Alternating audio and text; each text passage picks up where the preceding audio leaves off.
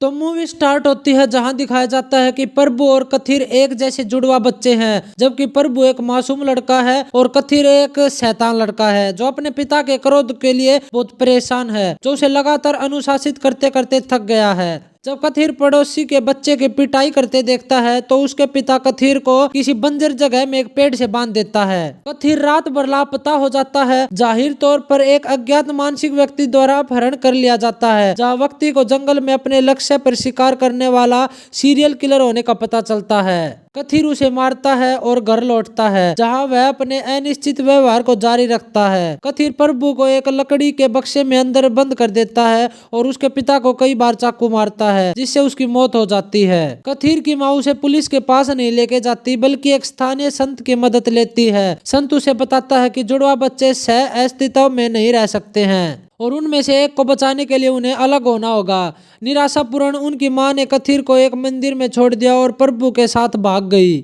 उसके अनुरोध के बावजूद कि वह उसे वहां नहीं छोड़े। वर्षों बाद प्रभु एक अच्छी तरह से बसे हुए परिवार के व्यक्ति हैं, जिनकी एक प्यारी पत्नी भुवन और एक बेटी सत्य है, जिसके साथ उनका बेहद जुड़ाव है। 12 साल की उम्र में सत्य को सिजोफ्रेनिया के लक्षण विकसित होने लगते हैं, जिससे प्रभु के परिवार की शांति भंग होने लगती है। वह किसी अनजान व्यक्ति से बात करने लगती है और अक्सर उसकी नींद उड़ जाती है।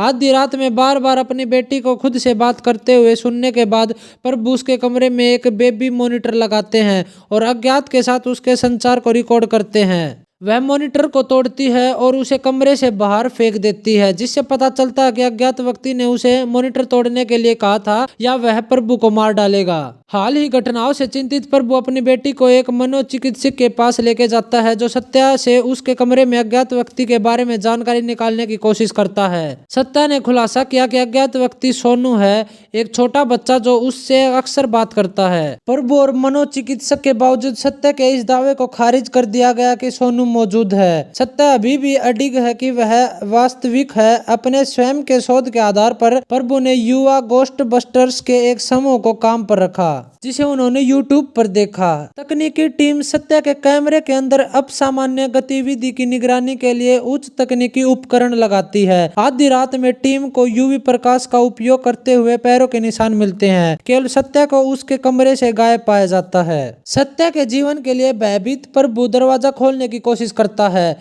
लेकिन दरवाजा खुद ही खुल जाता है और सत्य मराठी में बात करना शुरू कर देता है। चालक दल प्रभु को सत्य के संचार को समझने और उसका अनुवाद करने में मदद करता है। सोनू की आवाज से प्रभावित सत्य ने खुलासा किया कि प्रभु को काथिर से निपटना है और सोनू की मौत का कारण बनने वाले अपने असत्याचारों को समाप्त करना है। सोनू की आवाज से प्रभावित सत्य ने खुलासा किया कि प्रभु को काथिर से निपटना है और सोनू की मौत का कारण बनने वाले अपने अत्याचारों का समाप्त करना है। सोनू की आवाज से प्रभावित सत्य ने खुलासा किया कि प्रभु को काथिर से निपटना है और सोनू की मौत का कारण बनने वाले अपने अत्याचारों को समाप्त करना है। कब्जे के प्रभाव को महसूस करते हुए मनोचिकित्सक प्रभु को सोनू की आत्मा के अनुरोधों को पूरा करने का सुझाव देता है। यह पता चला है कि कथिर, जिसे उसकी मां और प्रभु ने छोड़ दिया था, ने आजीविका खोजने के लिए संघर्ष किया, जहां लोगों ने उसका दुरुपयोग किया, जिन्होंने उसका फायदा उठाने की कोशिश की। हत्या की अपनी प्यास को नियंत्रित करने में असमर्थ कथिर ने उन सभी को मार डाला।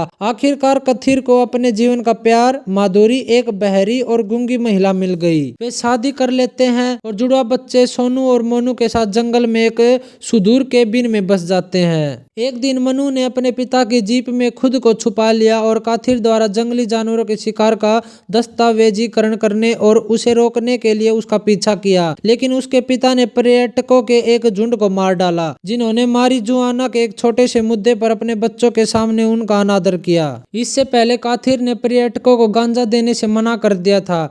कथिर मनु को समझाता है कि वह उसके आग्रह को नहीं समझ पाएगा और उससे इस तथ्य को परिवार के बाकी लोगों से छिपाने का अनुरोध किया। आखिरकार मनु ने माधुरी और सोनू को कथित के असली स्वभाव के बारे में बताया, जहां परिवार की शांति भंग हुई। जब माधुरी कथिर को जुड़वा बच्चों के साथ छोड़ना चाहती थी, उसने कथिर को यह भी आश्वासन दिया कि वह पुलिस के पास नहीं जाएगी। अपने परिवार को फिर से खोने के डर से कथिर ने जुड़वा और माधुरी को बंद कर दिया। जब कथिर नशे में था तो माधुरी ने जुड़वा बच्चों के साथ फिर से भागने की कोशिश की। जब कथिर ने उन्हें देखा तो उनकी योजना उलट गई। उसकी गुहार के बावजूद कि वह कथिर के बारे में पुलिस को रिपोर्ट नहीं करेगी, उसने उसे जुड़वा बच्चों के साथ छोड़ने से इनकार कर दिया। आगामी बहस में कथिर ने माधुरी को चाकू मार डाला। उनके बड़े बेटे और जुड़वा सोनू को भी इस विवाद में मौत हो गई थी। मनु घबरा गया और कथिर ने उसे वापस ले लिया। अब कहानी को 2 साल बाद दिखाया जाता है, जहां प्रभु और कथिर एक लंबे समय के बाद मिलते हैं,